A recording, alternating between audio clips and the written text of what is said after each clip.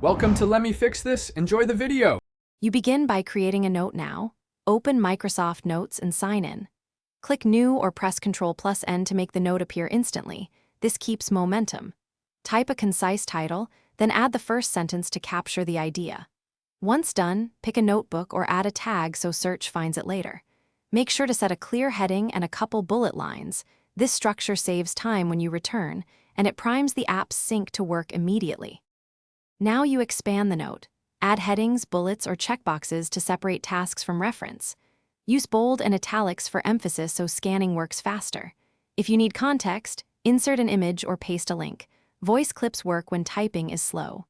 Once you have several items, drag the note into the right notebook or apply tags for later filtering.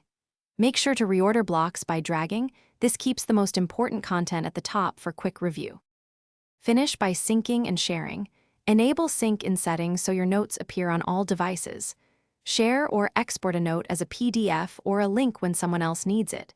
If you want offline access, mark the note for offline availability before disconnecting.